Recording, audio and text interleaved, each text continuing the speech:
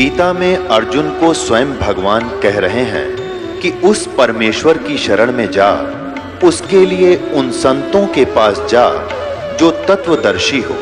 इसी प्रकार हजरत मोहम्मद को उनका अल्लाह कह रहा है कि कोई और पूर्ण परमात्मा है, उसको पाने के लिए उन तत्वदर्शी संत की तलाश कर।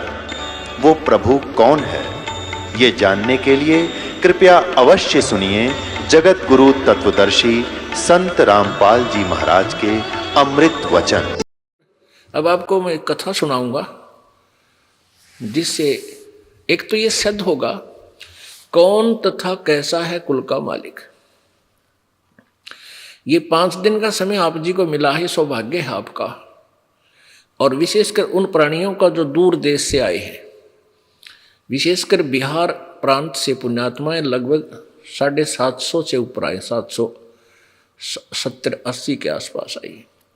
तो ये प्यारी आत्मा परमात्मा की हैं, सभी कहीं कहीं काल ने पटक रखी हैं और अब ये अपने परमात्मा को पहचान लेंगी। अब इनको 5 दिन यहीं रहना होगा।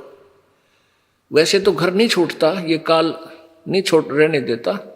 जैसे यहाँ आसपास के लोग हैं चले जाते हैं, यहाँ रुक नहीं पाते, वहाँ जाते काल को ऐसी फांसी गाल दे है, भाई आज तक नहीं जान पाऊँ, 2 दिन और काम खराब हो गया, मुश्किल से 1 आध दिन आन पाते। और जो पुण्यात्मा यहाँ भी 4-5 दिन रह जाते हैं तो उनको ये पूर्ण लाभ मिल जाता है।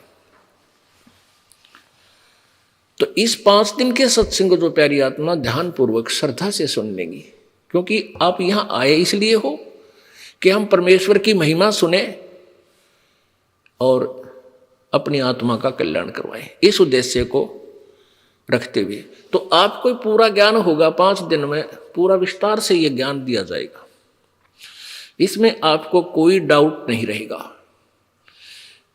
फिर भी कुछ रहता है तो आप यहाँ से CD ले जाइए बहुत सस्ते में। एक DVD जो 6 घंटे 5 घंटे की होती है आपको 20 रुपये में दी जाती है। जो हमारी लागत पड़ती है उससे भी 10-20 रुपये हम कम देते हैं, क्योंकि हमारा उद्देश्य है कि जन साधारण तक ये ज्ञान जा सके। आप कबीर सागर को नहीं समझ सकते, आप पवित्र कबीर सागर को, पवित्र कबीर वाणी को, पवित्र कबीर बीजक को नहीं समझ सकते आप जब तक इस दास के मुखारविंद से और प्रत्यक्ष उनको देख नहीं लोगे अपनी आंखों से। क्योंकि ये कबीर सागर बहुत कबीर जी का जो अमृत ज्ञान बहुत पुराना है, आज तक कोई भी कबीरपंथी इससे परिचित नहीं। इसी प्रकार पवित्र 4 वेद 5500 वर्ष पहले पवित्र श्रीमद् भगवद गीता जी, पवित्र पुराण लगभग 5500 वर्ष पहले महर्षि व्यास जी द्वारा लिपिबद्ध किए गए थे। आज तक कोई भी हिंदू समाज का कोई भी विद्वान इन सदग्रंथों से परिचित नहीं है। पुण्यात्मा, ये बात जो पहली बार कोई सुनता है एकदम धक्का सा लगता है कि ये संत मेंटल तो नहीं है। इस दास के बारे में कहेंगे कि रामपाल मेंटल तो नहीं है, अपनी महिमा आप ही गा रहा है और सबको कह रहा है, किसी को ज्ञान नहीं है। ऐसा लगना स्वाभाविक है और यही इस दास के विरोध का कारण है। यही कारण परमेश्वर कबीर जी के साथ हुआ था। परमात्मा सत्य कहते थे और वो अनाड़ी अज्ञानी ऋषि महर्षि गुरु महंत वो कहते थे कबीर झूठ बोलता है, कबीर जी झूठ बोल रहे हैं। ऐसा सदग्रंथों में नहीं लिखा है। तो आज ये दास उस समस्या का समाधान साथ साथ कर रहा है कि आज तक किसी को भी अपने सदग्रंथों का ज्ञान नहीं। पवित्र अब जैसे इसका थोड़ा सा एग्जाम्पल आपको देना पड़ेगा, उदाहरण, तब ये मार्ग आगे चलेगा। नहीं तो कोई व्यक्ति प्रथम बार सुन रहा होगा इस दास के सत्संग को तो उसको तो ऐसे हो जाएगा जैसे बालक को कुनीन खिला दिया करें, कुनीन टैबलेट कड़वी। लेकिन वो कड़वी टैबलेट खानी पड़ेगी इस रोग कटवाने के लिए, नहीं तो भयंकर मामला बन जाएगा। तो ये कुनीन है, लेकिन इसके साथ अगर हम आपको सदग्रंथ दिखाएंगे तो ये कुनीन खांड में दे के खिला दिया आपको, बूरा में, इतना आपके हलक अंदर चली जाएगी। इसके लिए आपको दिखाएंगे श्री मद देवी भागवत, जिससे आपका कति कंसेप्ट क्लियर हो जाएगा कि ना ब्रह्मा विष्णु महेश को वेदों का पता था, ज्ञान था, ना ऋषि महर्षि सतयुग के ऋषि महर्षियों को नहीं था, तो फिर द्वापर त्रेता कलयुग वालों का तापर सत्र का ज्ञान हो जाएगा कि उनको कैसे हो सकता है जो ज्ञान सतयुग वालों को नहीं था। अब देखिएगा श्रीमद देवी भागवत, गीता प्रेस गोरखपुर से प्रकाशित। श्री संक्षिप्त श्रीमद देवी भागवत अर्थात दुर्गा पुराण, देवी पुराण भी इसको कहते हैं। संपादक है हनुमान प्रसाद पोदार, चिमनलाल गोस्वामी। और ये कहाँ से प्रकाशित है, कहाँ से मुद्रित है? प्रकाशक एवं मुद्रक गीता प्रेस गोरखपुर, गोविंद भवन कार्यालय कोलकाता का संस्थान। इसके आपको 28 पृष्ठ से दिखाते हैं। प्रथम स्कंध और संक्षिप्त देवी भागवत पृष्ठ 28। नारद जी और व्यास जी की वार्ता हो रही है। नारद जी ने कहा, व्यास जी तुम इस विषय में जो पूछ रहे हो ठीक यही प्रश्न मेरे पिताजी ने अर्थात ब्रह्मा जी ने श्री भगवान श्री हरि से किया था, विष्णु जी से। देवाधिदेव भगवान जगत के स्वामी हैं। लक्ष्मी जी उनकी सेवा में उपस्थित रहती हैं। दिव्य कौस्तुमणि उनकी शोभा बढ़ाती है। वे शंख चक्र गदा लिए रहते हैं, पीतांबर धारण करते हैं, 4 भुजाएं हैं। वक्षस्थल पर श्रीवत्स का चिन्ह चमकता रहता है। वे चराचर जगत के आश्रयदाता हैं, जगत गुरु एवं देवताओं के भी देवता हैं। ऐसे जगत प्रभु भगवान श्री हरि अर्थात विष्णु जी महान तप कर रहे थे, उनकी समाधि लगी थी। यह देखकर मेरे पिता ब्रह्मा जी को बड़ा आश्चर्य हुआ। उन्होंने उनसे जानने की इच्छा प्रकट की। ब्रह्मा जी ने पूछा, प्रभु, किसे? विष्णु जी से पूछा, आप देवताओं के अध्यक्ष, जगत के स्वामी और भूत भविष्य एवं वर्तमान सभी जीवों के एकमात्र शासक हैं भगवान, फिर आप क्यों तपस्या कर रहे हैं और किस देवता की आराधना में ध्यान मग्न है? मुझे असीम आश्चर्य तो यह हो रहा है कि आप देवेश्वर एवं सारे संसार के शासक होते हुए भी समाधि लगाए बैठे हैं। ब्रह्मा जी के विनीत वचन सुनकर भगवान श्री हरि, ये 29 पृष्ठ पा गया। भगवान श्री हरि कहने लगे, ब्रह्मन सावधान होकर सुनो, मैं अपने मन का विचार व्यक्त करता हूं। देवता, दानव और मानव सभी यही जानते हैं कि तुम सृष्टि करते हो, मैं पालन करता हूं और शंकर संहार क्या करते हैं। किंतु फिर भी वेद के पारगामी पुरुष अपनी युक्ति से यह सिद्ध करते हैं कि रचने, पालने और संहार करने की यह योग्यता जो हमें मिली है, इसकी अधिष्ठात्री शक्ति देवी है, दुर्गा है। उस शक्ति के अभाव से तुम इस संसार की सृष्टि नहीं कर सकते, मैं पालन करने में सफल नहीं हो सकता और रुद्र से संहार कार्य होना भी संभव नहीं। ब्रह्मा जी, हम सभी उस शक्ति के सहारे ही अपने कार्य में सदा सफल होते आए। सुवर्त, प्रत्यक्ष और परोक्ष दोनों उदाहरण मैं तुम्हारे सामने रखता हूँ, सुनो। यह निश्चित बात है कि उस शक्ति यानी दुर्गा के अधीन होकर ही मैं इस शेष नाग की सैया पर सोता और सृष्टि करने का अवसर आते ही जाग जाता हूं। मैं सदा तप करने में लगा रहता हूं। उस शक्ति के शासन से मैं कभी मुक्त नहीं रह सकता। कभी अवसर मिला तो लक्ष्मी के साथ सुखपूर्वक समय बिताने का सौभाग्य प्राप्त होता है। मैं कभी तो दानों के साथ युद्ध करता हूं। अखिल जगत को भय पहुंचाने वाले दैत्यों के विकराल शरीरों को शांत करना मेरा परम कर्तव्य हो जाता है। और यहाँ कलम तोड़ दी विष्णु जी ने। मुझे सब प्रकार से दुर्गा के शक्ति के अधीन होकर रहना पड़ता है। उन्हीं भगवती शक्ति का यानी दुर्गा देवी का मैं निरंतर ध्यान किया करता हूँ। ब्रह्मा जी, मेरी जानकारी में इस भगवती शक्ति से बढ़कर दूसरे कोई देवता नहीं। अपने आत्माओं, ये तो ज्ञान का सत्र आ गया हमारे भगवान विष्णु जी का। ये कहते हैं कि मैं दुर्गा से ऊपर किसी भगवान मानता है कोई ना, इसके ऊपर कोई शक्ति है। अपने आत्माओं, ये दास नहीं कह रहा। मेरे कबीर परमात्मा ने दास को वो दृष्टि दे दी जिससे ये दास इस अज्ञान अंधेरे में,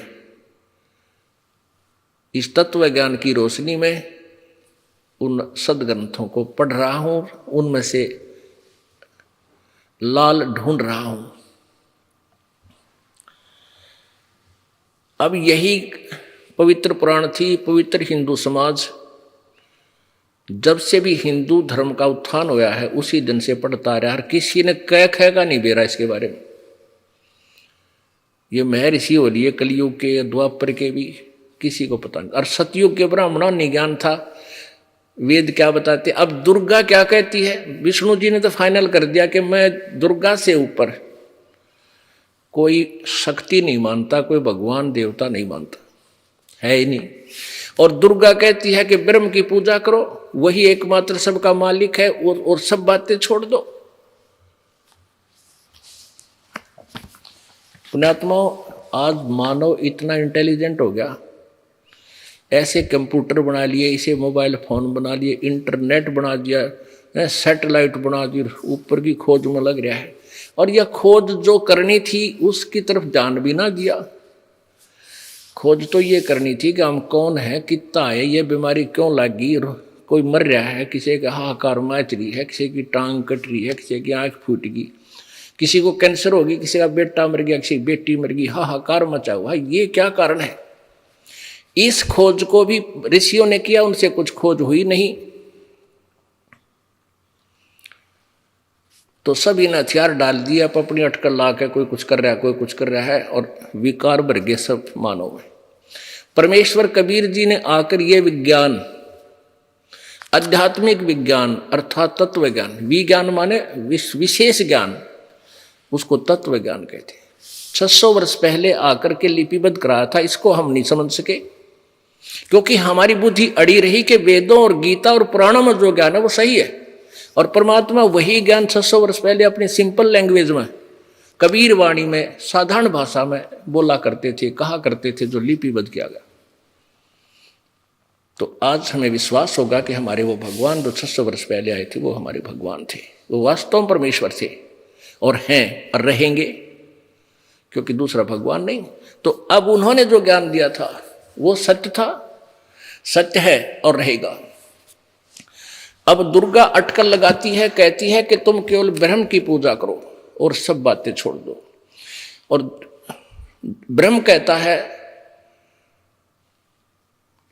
पवित्र श्रीमद् भगवत गीता जी में कि उस पूर्ण परमेश्वर की पूजा करो, वही पूजा के योग्य है, उससे ही पूर्ण मोक्ष होगा। उसकी जानकारी किसी तत्वदर्शी संत से प्राप्त करो। गीता जी अध्याय नंबर 4 के श्लोक 34 में, गीता जी अध्याय नंबर 18 के श्लोक नंबर 62 में, गीता जी अध्याय नंबर 17 के श्लोक 23 में, गीता जी अध्याय नंबर 8 के श्लोक नंबर 3, 5 से 10 में बहुत सा विवरण है। तो ऐसे हमने समझना है। अब हमारा प्रकरण है पुराण देवी पुराण के अंदर हम दिखाना चाहते हैं कि ये कितने विद्वान थे। ना ब्रह्मा जी को ज्ञान था, ना विष्णु जी को, और ना दुर्गा को पूर्ण ज्ञान था। वो क्या कह रही है? इसी गीता प्रेस गोरखपुर से प्रकाशित देवी पुराण के 762 पृष्ठ पे और 63 पर आप देखिए। ये है 7वां स्कंद संक्षिप्त देवी भागवत, 562 पृष्ठ। देवी द्वारा हिमालय को ज्ञानोपदेश और ब्रह्म स्वरूप का वर्णन। देवी जी कहने लगी, पर्वतराज, इस प्रकार योग युक्त होकर मुझ ब्रह्म स्वरूपा देवी का ध्यान करे। यह ध्यान आसन पर भली भांति बैठकर अहतु की भक्ति के साथ करना चाहिए। ये ऊपर जो अपने विषय में बताया कि या तो मेरी भक्ति है भाई, अब कहती है कि उस ब्रह्म का स्वरूप क्या है, उस ब्रह्म का क्या स्वरूप है, यह बतलाया जाता है। जो प्रकाश स्वरूप सबके अत्यंत समीप में स्थित, हृदय रूप गुहा में स्थित होने के कारण गुहाचर नाम से प्रसिद्ध और महान पद अर्थात परम प्राप्य है। वह समस्त प्रजा के ज्ञान से परे है, अर्थात किसी की बुद्धि में आने वाला नहीं है, यह तुम जानो।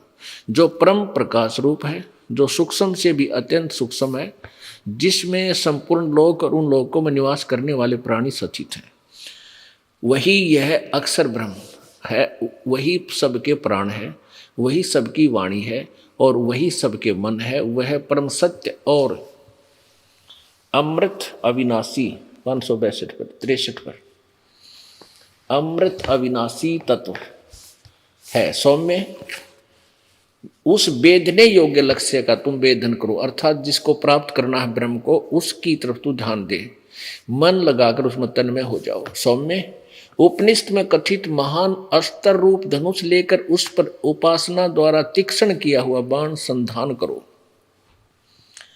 और फिर भावनागुत चित्त के द्वारा उस बाण को खींचकर अक्षर रूप ब्रह्म को लक्ष्य बनाकर वेदन करो। अर्थात परवण धनुष है, ओम मंत्र तो धनुषम जो जीवात्मा बाण है और ब्रह्म को उसका लक्ष्य कहा जाता है। ब्रह्म उस एकमात्र परमात्मा को ही जानो, दूसरी बातें सब छोड़ दे।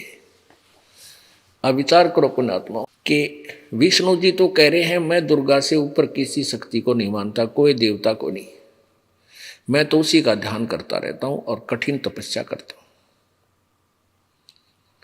अब दुर्गा कह रही है कि तुम केवल ब्रह्म की साधना करो, उसका ओम मंत्र है और सब बातें छोड़ दो, यानी किसी की पूजा मत करो, अनन्य मन से।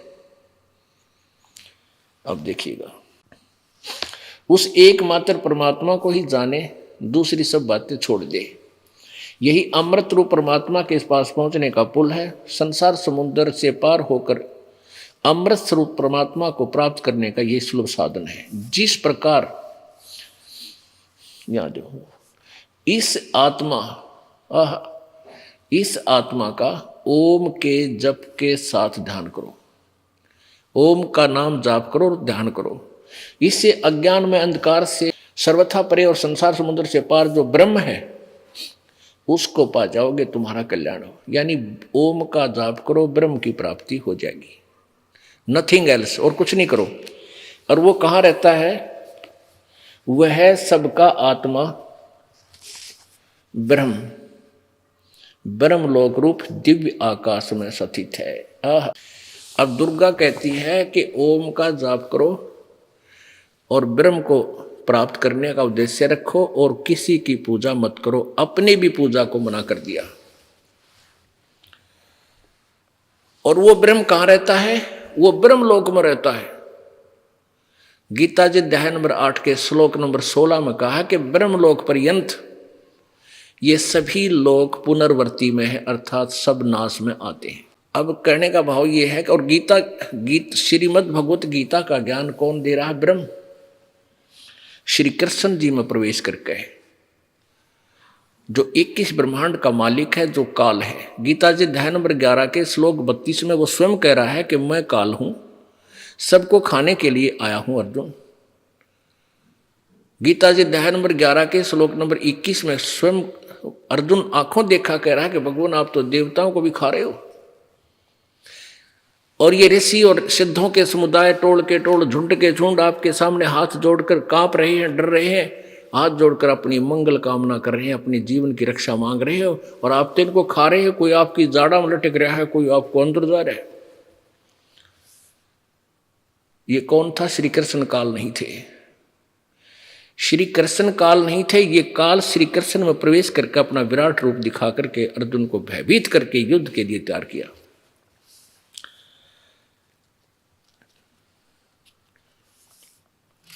तो गीता जी अध्याय नंबर 8 का श्लोक 16 आपको दिखाते हैं क्योंकि गीता जी का जो ज्ञान है ये ब्रह्म के द्वारा दिया गया है, और ब्रह्म को ये ज्ञान परमात्मा ने, पूर्ण ब्रह्म ने इसके अंतःकरण में फीड किया था। पांचों वेद, ये चारों वेद, ऋग्वेद, यजुर्वेद, सामवेद और अथर्ववेद, और पांचवा ये सूक्ष्म वेद। इस काल ने धोखा किया, सूक्ष्म वेद जो परमात्मा ने आके बताना पड़ा, ये इसने गुप्त कर दिया, क्योंकि इसमें इसकी क्लियर पोल खुला थी, इसको इसने नष्ट कर दिया। और ये चार वेद दे दिए जिसमें महिमा तो पूर्ण परमात्मा की है, लेकिन ब्रह्म साधना केवल ब्रह्म तक का ही ज्ञान है। यजुर्वेद अध्याय नंबर 40 के श्लोक नंबर 15 में यही कहा गया है कि उस मेरा ओम मंत्र है और इसका ओम नाम जाप करो। पहले यजुर्वेद देखिएगा, ये महर्षि दानंद सरस्वती द्वारा अनुवादित है, और ये आरएस प्रकाशक है, सार्वदेशिक कार्य प्रतिनिधि सभा में 2/5 महर्षि दानंद भवन, रामलीला मैदान, नई दिल्ली। संपूर्ण 40 अध्याय, आर्य भाषा भाष्य, महर्षि दानंद सरस्वती कृत। मुद्रक हैं Prince offset printers, 1510 foot of the house, Daryaganj, नई दिल्ली। इसमें इसके 40वें अध्याय जो अंतिम अध्याय है, 40वें अध्याय का 15वां श्लोक आपको दिखाते हैं। ये देखिएगा, यजुर्वेद भाषा भाष्य अध्याय नंबर, ये है 44वां अध्याय, 40वां अध्याय। और यहां देखिएगा 15वां मंत्र, वायु अनिलम अमृतम अथ इदम भस्मांतम शरीरम, ओम कर्तो समर, किलबे समर और कर्तुम समर। आहा, ओम करते समर, कर्तो, इसको करते भी लिखते हैं, करते। ओम कर्तो समर, किलबे समर और कर्तुम समर। आहा, ओम नाम का जाप, कर्तो माने काम करते करते स्मरण कर, और किलबे माने कस, विशेष कसक के साथ, विशेष कसक के साथ किलबला के, जैसे मरता हुआ आदमी अपनी जान की भीख मांगता है, ऐसे किलबला के, ऐसी किलबलाहट के साथ, इतने मतलब श्रद्धा से उसका जाप कर। और कर्तुम समर, अपना मुख्य कर्तव्य जानकर, मनुष्य जीवन का परमात्मा की भक्ति ही मुख्य कर्तव्य जानकर इस ओम का स्मरण कर। यहां तो लिखा है कि वायु अनिलम अमृतम अथ इदम भस्मांतम शरीरम, यानी जैसे गीता जी अध्याय नंबर 8 के श्लोक नंबर 13 में लिखा है कि जो अंतिम श्वास तक जो ओम नाम का जाप करता है, पवित्र चारों वेदों का सारांश श्रीमद् भगवत गीता जी है। क्योंकि आप एक बालक नहीं रहे, अब शिक्षित हो, आपको थोड़ी सी दिशा की आवश्यकता है, बहुत आसानी से समझ जाओगे। जब तक हम अपने सदग्रंथों से परिचित नहीं होंगे तो कोई भी काल का दूत आपको डिगम कर देगा, और यही अभी तक कारण बना रहा, हम भगवान के मार्ग से दूसरे मार्ग पर चल पड़ते हैं, तुरंत चल पड़ते हैं। ये दास चाहता है कि आपको इतना रंग दो इस रंग में, चाहे यहाँ ब्रह्मा विष्णु महेश आकर आपको कहें तो भी आप नहीं मान सकते, उनको ज्ञान में पराजित कर दोगे। अब देखो, ये श्रीमद् भगवत गीता, गीता प्रेस गोरखपुर से प्रकाशित है, जय दयाल गोविंद का इसके अनुवादक है।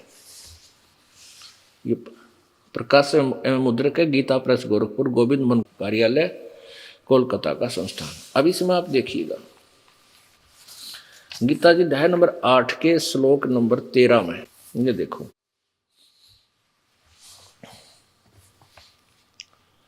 और ये श्लोक नंबर 13 यहीं पर है। ये 12 और 13 इकट्ठा अनुवाद है। हम अब शिक्षित हैं, हम संस्कृत भी पढ़ सकते हैं, क्योंकि ये देवनागरी लिपि है। ओम इति, ये 13वां मंत्र है। ओम इति एकाक्षरम ब्रह्म, एकाक्षरम ब्रह्म व्यवहारन माम अनुस्मरण, ये प्रयाति तजनदेहम स याति परमाम गति। अब यहाँ लिखा है कि माम ब्रह्म, मुझ ब्रह्म का, ओम इति, ओम यह एक अक्षर है उच्चारण करके सुमन करने का। और यह प्रयाति तो जंदेहम, जो मरते दम तक शरीर छोड़ते समय तक इसका सिमरण करता है, स याति परमाम गति, वो परम गति को प्राप्त होता है, उसको लाभ मेरे वाला पूरा मिलता है। यहाँ दे लिखा है माम ब्रह्म, ओम अक्षर है, ये कृष्ण जी का मंत्र नहीं है ओम, ये ब्रह्म का मंत्र है, ये माम ब्रह्म स्पष्ट किया है। इन्होंने अनुवाद किया है ओम, इस ओम का अर्थ किया है ओम माने ओम, बिल्कुल ठीक है। ओम यह एक अक्षर रूप ब्रह्म को उच्चारण करता हुआ, उससे अर्थ स्वरूप मुझ निर्गुण ब्रह्म का चिंतन करता हुआ शरीर को त्याग कर जाता है, वह पुरुष परम गति को प्राप्त होता है। अपने आत्मा दो परमात्माओं का विवरण चलता है पूरे सदग्रंथों में, एक ब्रह्म एक पूर्ण ब्रह्म, बीच में एक परब्रह्म है, उसकी जानकारी एक टर्न वाइज देनी पड़ती है। लेकिन भक्ति का विषय ब्रह्म के जाल में हम फंसे हैं और परम अक्षर ब्रह्म के पास हमने जाना है।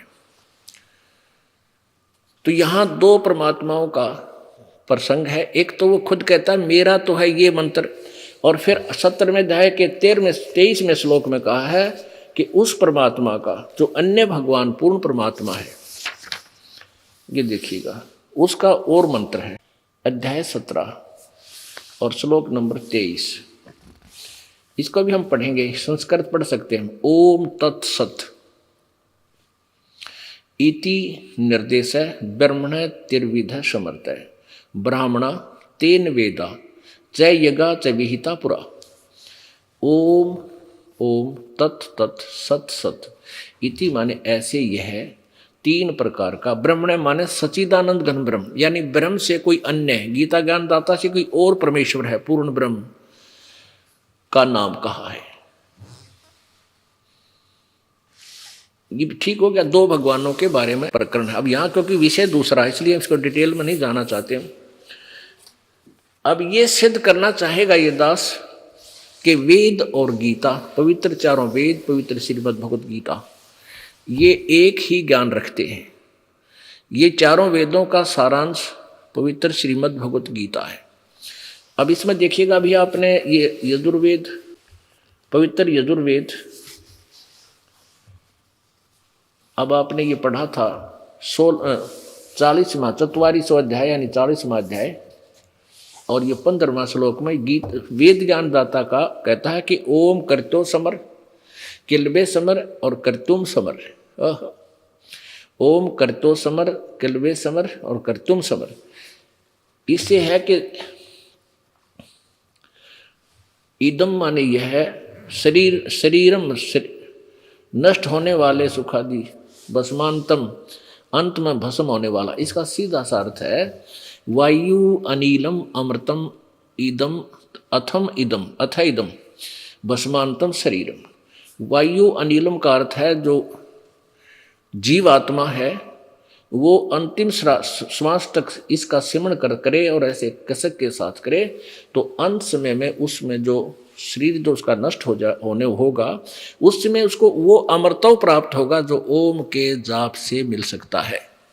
अमृतव का अर्थ है कि जैसे इस ओम से जो अमृतव का अर्थ इसमें लिखा है कि एक ब्रह्म का जाप करने वाला, ओम नाम का जाप करने वाला 36,000 वर्ष तक न 36,000 बार उत्पत्ति प्रलय होगी, यानी ब्रह्मा जी की एक आयु तक ब्रह्मलोक में रह सकता है। उसके बाद फिर पुनर्जन्म होगा, फिर दुर्गति शुरू होगी। अब इसलिए गीता ज्ञान दाता ब्रह्म चौथे गीता जी अध्याय नंबर 4 के श्लोक 5 और 9 में कहता है कि अर्जुन तेरे और मेरे बहुत जन्म हो चुके, तू नहीं जानता। मेरे जन्म कर्म अलौकिक हैं, दिव्य हैं। ये कैसे दिव्य हैं ये फिर किसी प्रसंग बस आपको फिर बताएंगे। तो इससे सिद्ध हो गया कि ओम नाम के जाप करने वाला भी अमर नहीं, वैसे अमर तो लिखा है लेकिन अमर नहीं, पूर्ण अमर नहीं, कुछ राहत मिलती है। गीता जी अध्याय नंबर 8 के श्लोक नंबर 16 में, गीता जी अध्याय नंबर 8 के श्लोक नंबर 16 में जो प्रसंग था वो बीच में रह गया। 16 में दिखाते हैं कि ब्रह्मलोक पर्यंत, यानी ब्रह्मलोक में रहता देवी कहती है दुर्गा पुराण में, तो वो ब्रह्मलोक पर्यंत भी पुनर्वर्ती में है। और गीता जी अध्याय नंबर 4 के श्लोक 5 में गीता ज्ञानदाता ब्रह्म कहता तेरे और मेरे बहुत जन्म हो लिए, तू नहीं जानता मैं जानता हूं। अब देखिए इसके अध्याय नंबर 8 के और श्लोक नंबर 16 में, 13 आपने पढ़ लिया, 16 में इसमें लिखा है, हे अर्जुन ब्रह्मलोक पर्यंत, ब्रह्मलोक तक सब लोग पुनर्वर्ती में है। यानी पुनर्वर्ती माने दोबारा जन्म और मृत्यु, नष्ट और फिर उत्पत्ति में ही है, यानी पूर्ण मोक्ष नहीं। अब यजुर्वेद, अभी आप यजुर्वेद देख रहे हैं, ये हमारी पवित्र गीता जी से मेल खाता है इसका ज्ञान। ये तो ब्रह्म का ओम नाम है, आपने पढ़ा 40वें अध्याय में, 44वें अध्याय का 15वां श्लोक जो आपने पढ़ा, इसमें स्पष्ट हुआ कि ओम करतो समर, लेकिन अनुवाद करता विचलित है। इसने क्या लिखा कि हे कर्म करने वाले जीव करतो, इसका अर्थ बनता है कि कर्तुम समर, काम करते करते सिमरण कर, विशेष कसक के साथ सिमरण कर, और हे अपना मूल कर्तव्य जान के मनुष्य जीवन का, इसलिए ओम का सिमरण कर।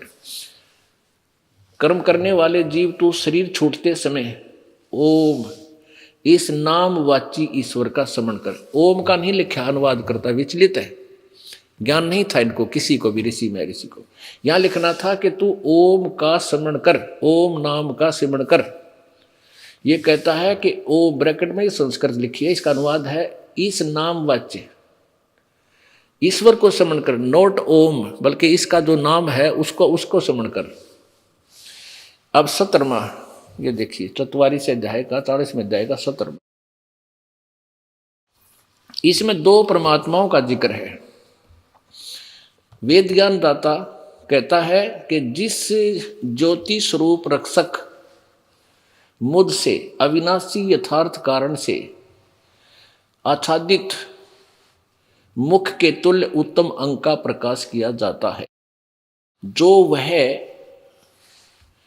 प्राण व सूर्य मंडल में पूर्ण परमात्मा है। वह प्रोक्ष रूप, वो तो गुप्त है, और अहम यानी मैं, ये काल बोलता है गीता वेद ज्ञानदाता, यानी ऊपर वो तो पूर्ण परमात्मा है, वह तो प्रोक्ष रूप है, वो तो ऊपर है, गुप्त है, और मैं आकाश के तुल्य व्यापक हूँ, सबके गुण कर्म सबसे करके अधिक हूँ। ओम सबका रक्षक, मैं उसका ओम ऐसा नाम जानो। अनुवाद करता तो कत्याडंगा करण की ठेका ले रहा था यूँ महर्षि दान, इसको ज्ञान तो क्या है का भी नहीं था, एक संस्कृत भाषा जानता था, फिर भी सच्चाई को ये दबा छुपा नहीं सके, स्पष्ट कर दिया है कि वो परमात्मा पूर्ण ब्रह्म तो ऊपर प्रोक्ष है, वेद साफ कह रहे हैं। अनुवाद करता अड़ंगा मिला कर भी छुपा नहीं सका, सच्चाई साथ रही। अब प्रसंग चल रहा है कि देवी ने कहा है कि उस ब्रह्म का जाप कर। ये देखिएगा 7वां स्कंध, ये श्रीमद देवी भागवत है, जो प्रसंग अभी चल रहा था, गीता प्रेस गोरखपुर से प्रकाशित 7वां स्कंध है। और देवी हिमालय को बता रही है 562-63 पर, उस एक मात्र परमात्मा को ही जानो, दूसरी बातें छोड़ दो। इस आत्मा का ओम के जप के साथ ध्यान करो, इससे अज्ञान में अंधकार से सर्वथा परे और संसार समुद्र से उस पार जो ब्रह्म है उसको पा जाओगे, तुम्हारा कल्याण हो। वो कहाँ रहता है? वह सबका आत्मा ब्रह्मलोक रूप दिव्य आकाश में स्थित है। That's all. अब आलिया और दुर्गा के ज्ञान का कि ब्रह्म से ऊपर कोई मालिक नहीं है, वो ब्रह्मलोक में रहता है, उसकी पूजा करो ओम मंत्र से। और ब्रह्म कह रहा है कि उस परमात्मा का सच्चिदानंद घन ब्रह्म का ओम तत्सत, ये 3 मंत्र का जाप है। और उसको कोई सत्तत्वदर्शी संत बताओगा, उससे पूछो। गीता जी अध्याय नंबर 4 के श्लोक नंबर 34 में पुण्यात्माओं, ये ध्यान कर, ये विशेष आपने, क्योंकि बालक नहीं हो, अब बुद्धिमान समाज हो गया है। अब यहाँ कहा, यदि ये मंत्र फाइनल होता, कई नाम जाप करते हैं, ओम तत्सत ओम तत्सत, इसके साथ हरि ओम तत्सत भी लगा लेते हैं, तो ये मंत्र नहीं है। यदि ये मंत्र होता तो 34वें अध्याय के चौथे अध्याय के 34वें श्लोक में गीता ज्ञानदाता ये नहीं कहता कि उसके बारे में किसी और तत्वदर्शी संत से पूछो। नहीं, आपको बता देता हूं, ये जाप है भाई, इसका ये जाप कर लो। तो तत् ओम तो फाइनल है, ये ब्रह्म का जाप है, और तत् ये परब्रह्म का जाप है जो गुप्त है, ये दास बता होगा, परमेश्वर ने बताया, कबीर जी ने। और सत ये सार नाम है, ये तीनों मिलकर के फिर एक मंत्र बन जाएगा। 3 मंत्र का जाप, ये मोक्ष देगा आपको पूर्ण, तब हम सतलोक जाएंगे। अब ये तो हमारे देवताओं के ज्ञान की पोल खुल गई कि कितना तो ब्रह्मा जी ने ज्ञान था, कितना विष्णु जी को था, कितनी हमारी दुर्गा माता को था। अब सतयुग के ब्राह्मण, सतयुग के ब्राह्मण यानी ऋषि, ब्राह्मण को चाहे ऋषि को, वो कितने विद्वान थे वो भी देख लो। एक झांकी, एक झलक इसी देवी भागवत की, ये वही देवी पुराण है, तो गीता प्रेस बोर्ड पे प्रकाशित है। पृष्ठ स्कंद 6, छठा स्कंद, पृष्ठ नंबर 414 पे। जन्मे जय ने पूछा, महाभाग किस युग में कैसा धर्म का स्वरूप है, इस संपूर्ण विषय को विशेष रूप से बताने की कृपा कीजिए। व्यास जी बोले, जो राइटर है वेदों, गीता और पुराणों का, वो कहने लगे, क्या ज्ञान देते हैं राजन, यह निश्चय है कि सतयुग में ब्राह्मण वेद के पूर्ण विद्वान थे और उनके द्वारा निरंतर भगवती जगदम्बा की आराधना होती थी। भगवती का दर्शन करने के लिए उनका मन सदा ललायित रहता था। अब ये सतयुग के ब्राह्मणा का उड़ा गया ज्ञान का। इनके विषय में लिखा है कि वो वेदों के पूर्ण विद्वान थे और दुर्गा की पूजा करते थे। अब परमात्मा कबीर जी यही कहा करते थे, निरंजन धन तेरा दरबार, निरंजन धन तेरा दरबार, जहां पर तनिक न न्याय विचार। भाई वैश्या उड है मुल मुल खासा, गल मोतियों के आरे। वैश्या उड है मुल मुल खासा, गल मोतियों के आरे। पति भरता को मिले न खादी, वो सूखा निरस आहार। निरंजन धन तेरा दरबार, निरंजन धन तेरा दरबार। भाई पाखंडी की पूजा जग में, संत को कहें लबाड़े। पाखंडी की पूजा जग में, संत को कहें लबाड़े। अज्ञानी को परम विवेकी, ज्ञानी को मूड गंवार। निरंजन धन तेरा दरबार, निरंजन धन तेरा दरबार, जहां पर तनिक न न्याय विचार। कह कबीर सुनो भाई साधो, यहाँ सब उल्टा व्यवहार। कहें कबीर सुनो भाई साधो, यहाँ सब उल्टा व्यवहार। सच्चों को तो ये झूठा बतावे, इन झूठों का एतबार। निरंजन धन तेरा दरबार, निरंजन धन तेरा दरबार, जहां पर तनिक न न्याय विचार। निरंजन धन तेरा दरबार, जहां पर तनिक। भाई कह कबीर सुनो भाई साधो, यहाँ सब उल्टा व्यवहार।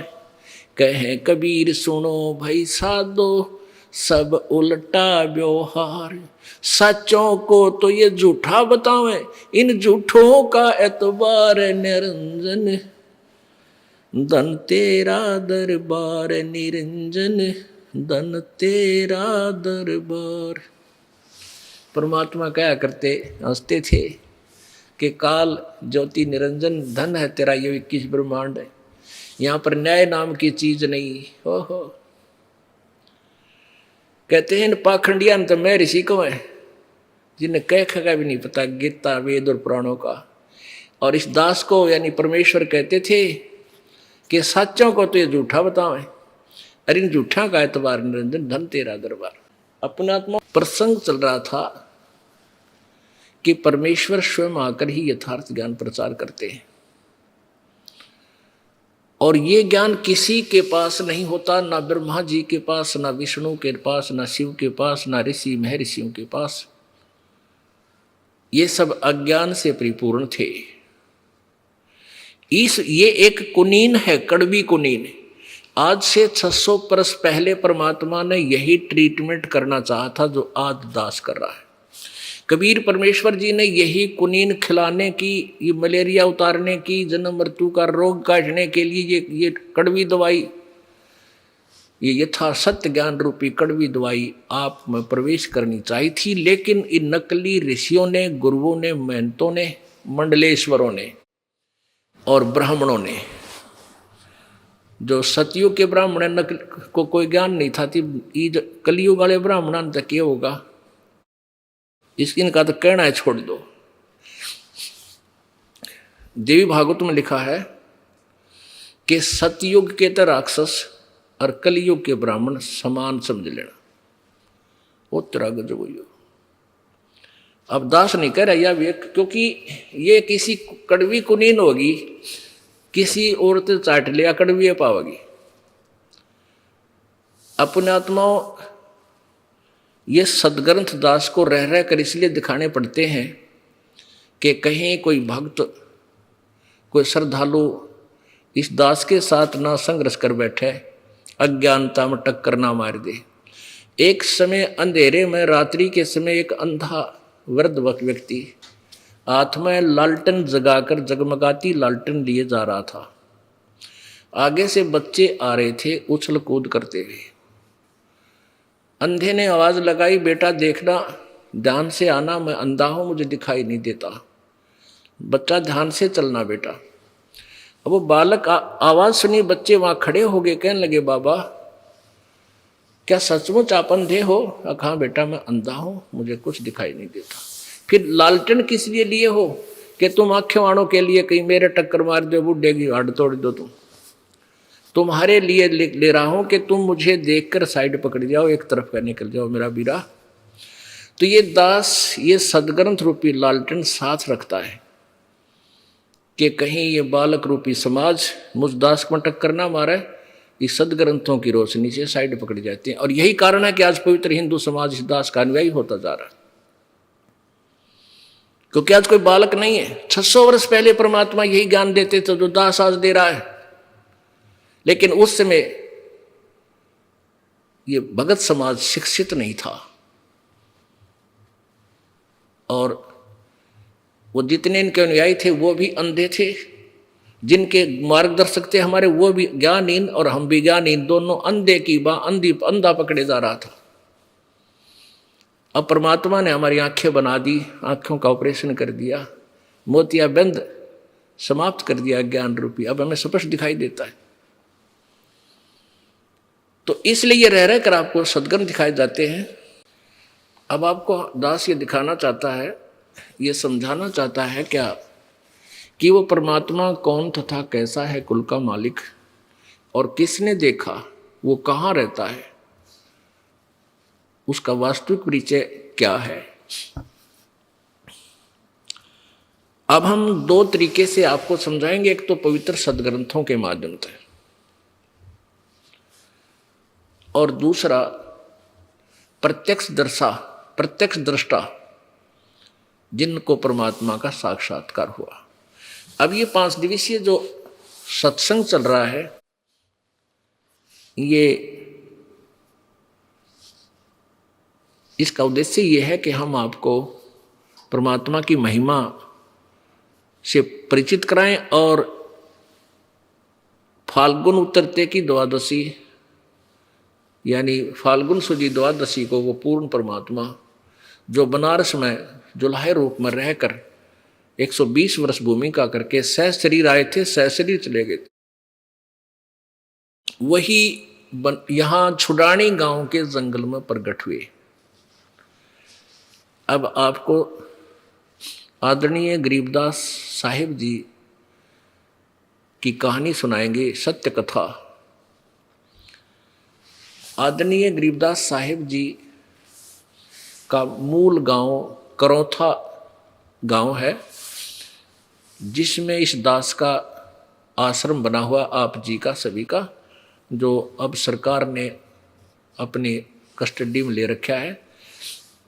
उन दुष्ट आत्माओं की बातों में आके हरियाणा सरकार भ्रमित हो गई कि जो ये लोग दुष्ट आत्मा संत के बारे में आरोप लगा रहे हैं, झूठ बोल रहे थे वो सारी, तो उन्होंने सोचा ये सत्य होगा, इसलिए उन्होंने अचानक आक्रमण किया सरकार के सहयोग से और हमें चारों तरफ से घेर लिया। उनका उद्देश्य क्या था कि ये रामपाल का प्रचार बंद करवा जा, कहीं तुम्हारी पोल ना खुल जा।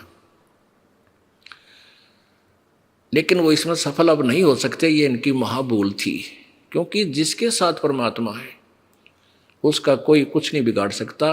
वो तो ऐसे है जैसे अंधा गधा रेल के मार्ग में खड़ा हो पटरी पे, और पटरी पर जब रेल आ रही होती है, दूर से गड़गड़ गड़ की आवाज़ आती है, तो वो सोचता है कि कौन मुझे डिस्टर्ब करने आ रहा है, इसको पटक दूं ठाक है।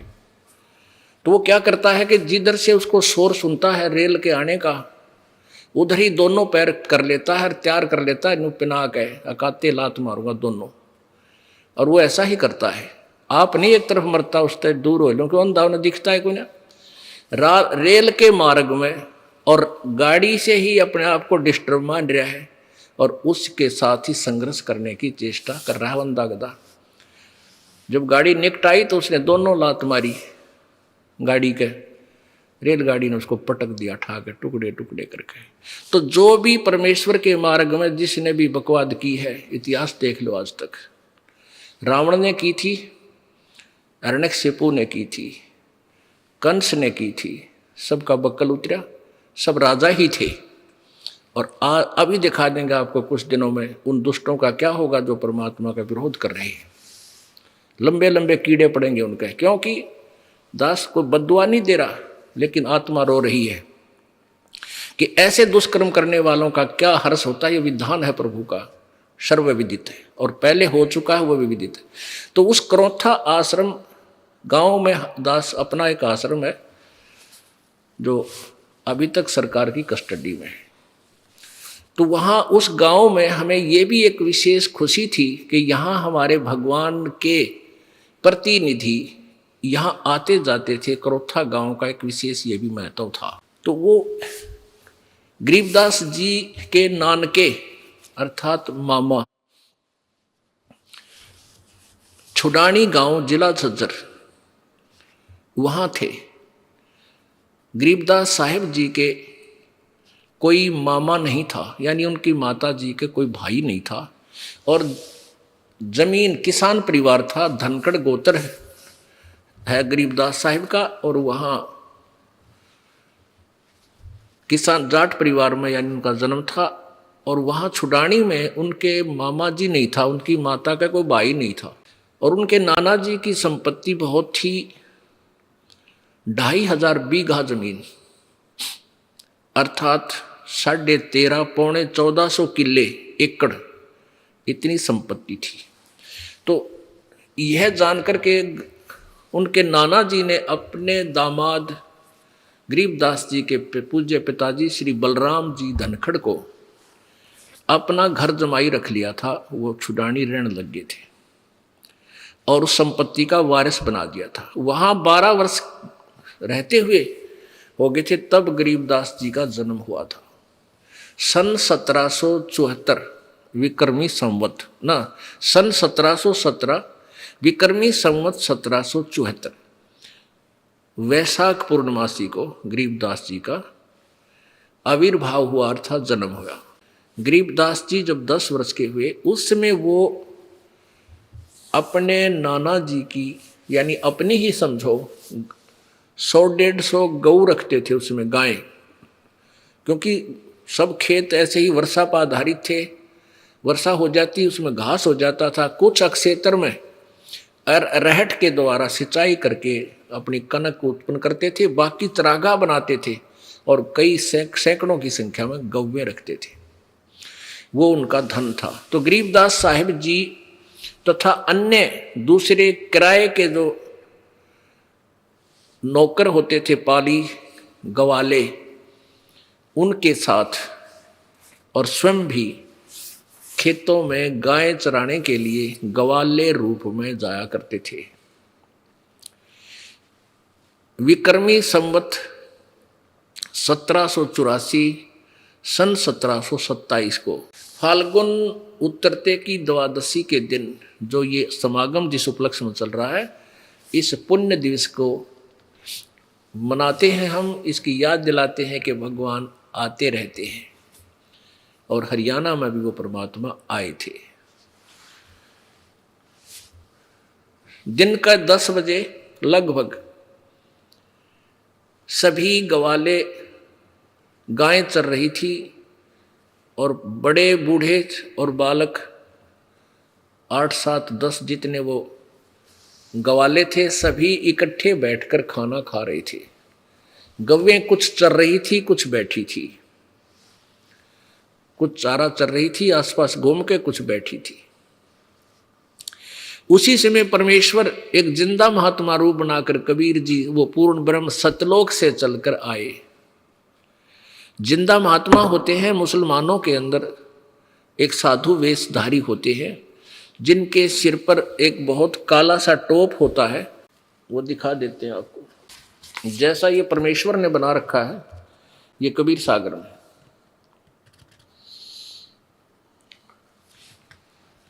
ऐसा लंबा सा टोप और ऐसी वेशभूषा, और ये एक ही पूरा ओवरकोट होता है नीचे घुटनों से नीचे तक।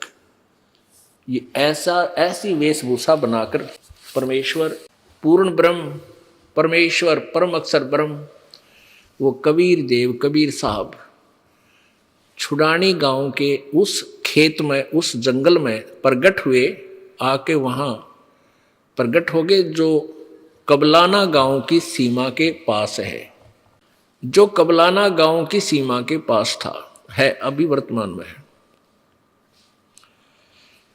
परमेश्वर जो ही उनके पास आए साधु रूप में, सभी उसमें श्रद्धालु बहुत होते थे, संतों का आदर करते थे। सभी ने प्रणाम किया, राम राम कहा।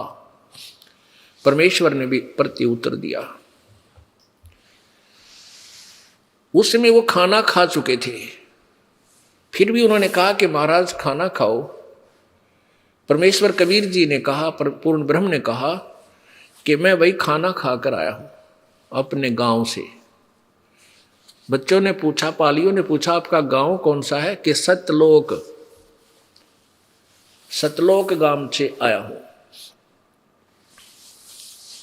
तो उन्होंने सोचा आसपास कहीं गांव, कितनी दूर है आपका गांव? परमेश्वर ने कहा 16 शंख कोस की दूरी पर।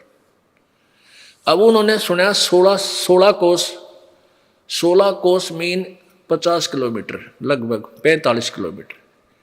तो कहने लगे बाबा जी भूख लग आई होगी आपको, खाना खा लो। महाराज बोले भाई नहीं, खाना नहीं खाऊंगा। तो उन्होंने कहा भाई दूध तो पीना ही पड़ेगा। पाली बोले बाबा जी ऐसे हम अपने अतिथि को नहीं जाने देते कुछ खिलाए पिलाए बगैर, हमें पाप लगेगा, आपको दूध तो पीना ही पड़ेगा। परमात्मा बोले भाई दूध पीऊंगा, परंतु दूध पीता हूं मैं कंवारी गाय का। अब वो पाली कहने लगे बाबा जी तेरे दूध पीने की नीत को ना, आप तो मजाक करते हो, उपहास कर रहे हो हमारे साथ। परमात्मा बोले नहीं भाई दूध पीऊंगा कंवारी गाय का। इसी वार्तालाप में कभी गरीबदास 10 वर्षीय बालक खड़े हुए, एक गाय को ले आए जो कभी नए दूध नहीं हुई थी, कभी किसी पशु जो ना सांड ने धनाई नहीं थी, अर्थात अछूती थी। कंवारी का अर्थ यही होता है। तो उसको और वो अच्छी 1.5 वर्ष की हो चुकी थी, 1.5 वर्ष की। तो उसको लाकर खड़ा कर दिया कि महाराज जी देखियो इसका बच्चा तो है नहीं, दूध कैसे देगी ये? परमात्मा बोला भाई इसके नीचे एक पात्र रखो।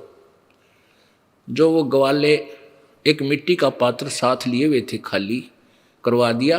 कहते इसको इसके नीचे रखो, गाय की ओड़ी के नीचे, लेवटी के नीचे रखवा जी। हाथ से पकड़ लिया गरीबदास जी ने, बालक ने। कबीर परमेश्वर ने उसकी कमर पर कुंवारी गाय की कमर पर थपकी मारी। उसी समय लंबे लंबे सतन हो गए और दूध की धार निकल पड़ी। वो पात्र भर गया। जब 3-4 किलो 4-5 किलो का था, वो भर गया तो बंद हो गया अपने आप। लेकिन सतन फिर भी लंबे लंबे थे, ऐसे ही जैसे दूध देने वाली गाय के हों। वो न्यू कहने छोड़ दिया परमात्मा ने, ताकि कोई देखेगा तो इन बच्चा ने झूठा ना बना होगा, इनको न्यू ना कहेगा तुम झूठ बोलते थे। तब गरीबदास जी बालक ने लाकर कहा, ले महाराज पी लो भगवान। परमात्मा ने आधा पी लिया। आधा पीकर कहा, ले बच्चों तुम भी पी लो, पा लियो। ये यहाँ का नहीं है, ये हमारे गांव सतलोक से दूध आया इस कुंवारी गाय में, अमृत है। अब वो जो बड़े बड़े पाली थे, ग्वाले थे, वो कहने लगे हम नहीं पीवा बाबा जी, ये तो जादू जंतर का पाप का दूध कुंवारी का, हम ना पीवा। कभी उठकर चल पड़े। अब गरीबदास जी कहने लगे, महाराज ला आपका दूध कब मिले हमारे को, आपका झूठा। उन दूसरों के मन में यह आके ना जाने किस जाति का होगा, इसका झूठा दूध हम ना पी। पहले छुआछात बहुत थी। और गरीबदास बालक ने कहा, ला महाराज आपका दूध और झूठा, आपका अमृत प्रसाद कब मिले हमें। उन्होंने वो पी लिया। अब वो पी लिया तो परमात्मा ने कहा, बेटा भगवान भक्ति किया करो। गरीबदास जी कहने लगे, जी हम करते हैं भक्ति, हमारे गांव में ऐसे ऐसे हम वहाँ जाते हैं, दूसरे गांव में शिव जी की पूजा करते हैं, ऐसे करते हैं, श्री कृष्ण की पूजा करते हैं। फिर परमेश्वर ने उस बालक को बहुत सा ज्ञान कराया, रुचि से सुना। फिर कहने लगे, बाबा आपका कहाँ वो लोक जो ब्रह्मा विष्णु महेश से भी ऊपर है, वहाँ भी कोई और भगवान रहता है। परमात्मा बोले, चल बेटा तुझे वो लोक दिखाता हूँ। क्योंकि परमेश्वर ने अपने गौ आचार करने थे।